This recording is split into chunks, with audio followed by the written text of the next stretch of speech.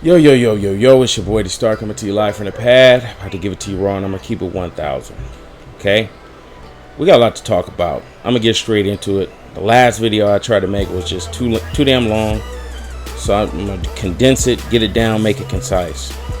First things first, you have Lonzo Ball, you got Kyle Kuzma, still in limbo. Lakers haven't made a decision. They're uncertain whether they're going to play tomorrow or not. But that's according to Mark Medina. We shall see. Other news. You have the Lakers in talks with KCP. Kentavious Caldwell-Pope, free agent from the Detroit Pistons, who's a great defender, would be perfect for the Lakers. He's the biggest name right now as a free agent. He's seeking a multi-year deal, but the Lakers at best could offer him a one-year balloon type of deal. They're at 17 mil, where they could offer him 1 year. They could offer him up to 18 mil with a little bit of moving around and scrambling.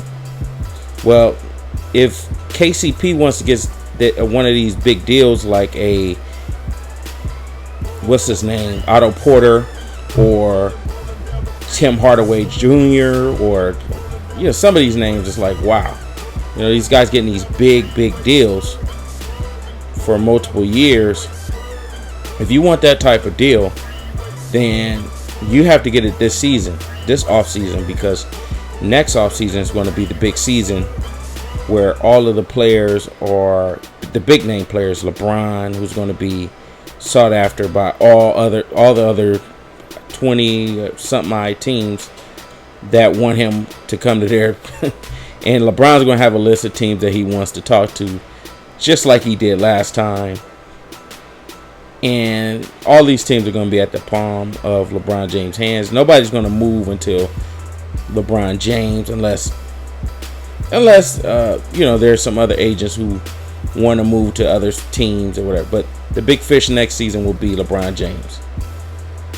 And then there's another set of big name free agents who I haven't named. You got Paul George, Russell Westbrook, I believe. I don't know if it's this upcoming offseason or the season after that, but if he signs his super max extension, then absolutely not. We have no shot at Russell Westbrook. But Russell Westbrook, that leads me to Paul George in a little bit.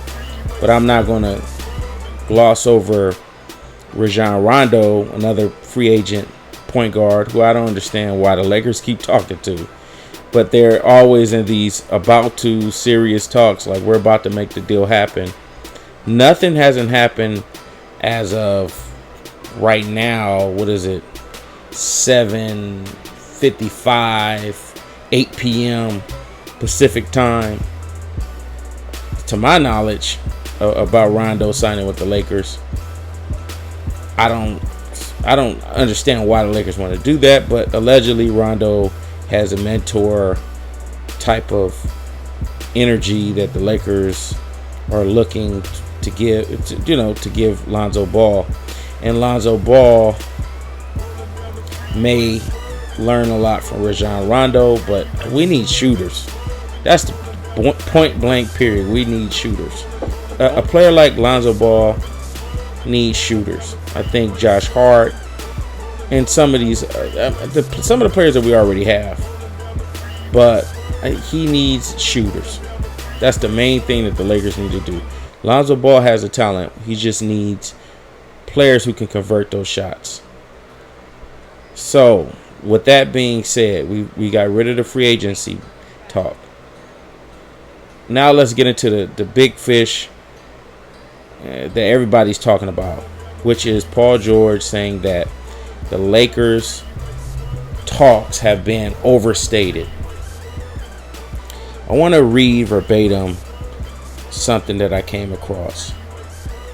Okay, in the article, to preface it, he had a conversation with KD, and KD kind of sold him on OKC about them having good facilities and et cetera, and that kind of he was media little press conference, so he had to kind of hype it up and make it sound good.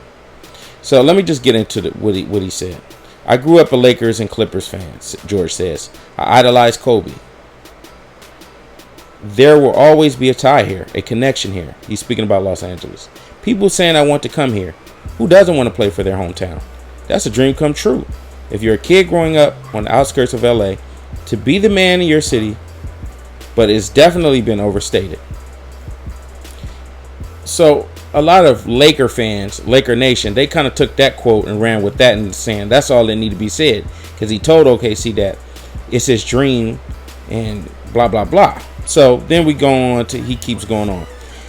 This is what I paid attention to. I'm playing this game to win and build a legacy of winning, he said. I've yet to do that.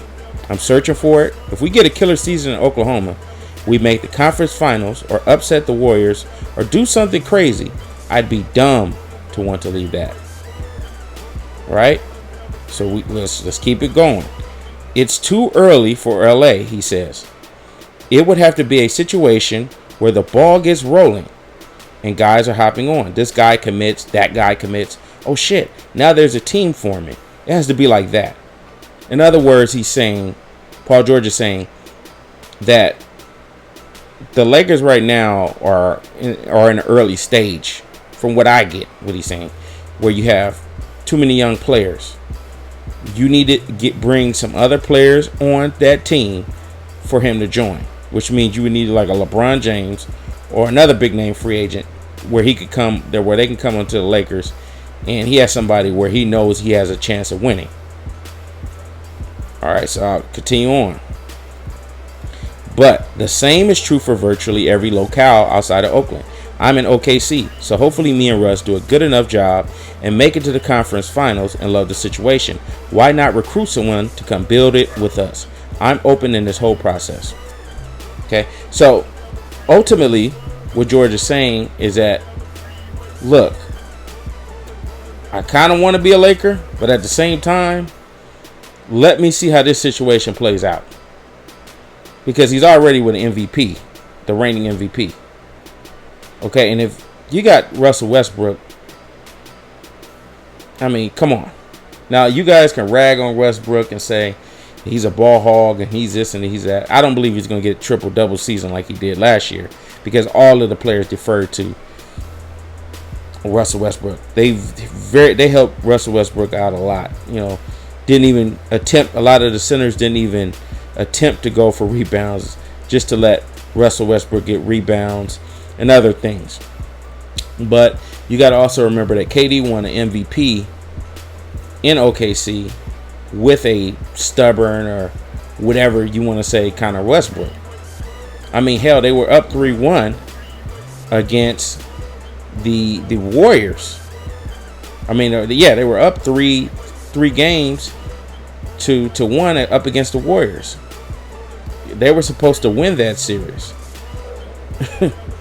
I remember being in the Bahamas, and one guy was kind of crapping on the Warriors. He was like, man, those boys are soft. I can't believe Klay Thompson. His daddy comes from the Bahamas. He needs to play harder than that. This is a tour guy that was telling me this. The Warriors were supposed to lose that series against the damn OKC Thunder. I think a lot of us forget that OKC Thunder, with KD already there, were supposed to go to the finals. But whatever happened, where they lost, that kind of was a straw that broke the camel's back, and KD said, if you can't beat them, join them. So him and KD, I mean him and Paul George and KD had a conversation, and I wonder what else they were talking about. I would love to be a fly on the wall, or just somehow could listen to that conversation, how that went. But if you're OKC, you're winning. You already have the player that alpha player that's right next to Westbrook. And like I said, they're just one piece away. Think about it. That's what he said If you read the quote, they have another. If they can get another piece, these guys are at least West Coast contenders. So it's a lot easier for him to just stay in OKC and let them try to work some magic in free agency for next year, rather than come to the Lakers and kind of wait on LeBron and see if LeBron's going to come to the Lakers. Because I believe that LeBron's going to come to the Lakers or give the Lakers some serious consideration. Reason I say that, because Dan Gilbert and LeBron's relationship is kind of strained. If you remember, Jimmy Butler had allegedly, he was in a situation where he was thinking about going to the Cavs, and somebody from the Cavs reached out to him and said, "This place is a hot ass mess. Don't even touch this place with a 10-foot pole." Another reason why things may change is he had said in a separate article that I read that Indiana didn't surround him with anybody. It was just, they didn't even try. You had Roy Hibbert, David West, Stevenson, and some other pieces. I don't even remember. Maybe it was what's the point guard's name? Forget what the guy's name is. But that team that was going at it with that Indiana team that was going at it with the Cleveland Cavaliers, where LeBron James was just, he always found a way to beat them. That team, it was either that team or the Heat. It was either, I forgot what team. It was either Cavaliers or the Heat. But that team that was so good and that was going to be the next hotshot team, they ended up trading Hibbert and getting the kid from Texas, the big center.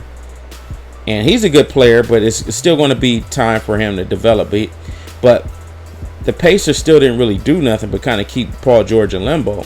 But with OKC, like I said in the previous video, look, you're already here. We already got, you see what we just did for Westbrook. KD left us, and he struggled for that first season. But you see what we did, the first chance we got you. We brought you along. We got you on here, and we're going to do the same thing next season. If you just remain patient, we can get another player. So OKC has already been to the finals. OKC was about to make it to the finals the year before last.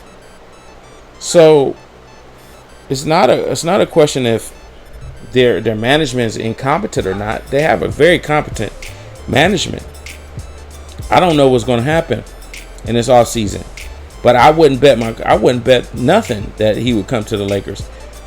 As I said, I think it's a better chance that LeBron may come to the Lakers, and many people find that far-fetched, that LeBron James would consider coming to the Lakers.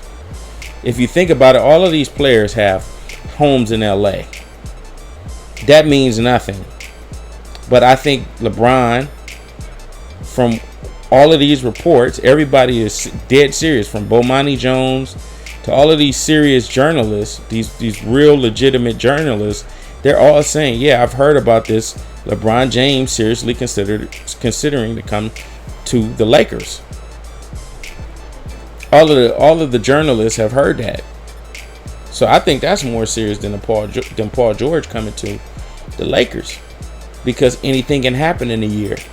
Let's just say an injury happens, and with Paul George, something happens where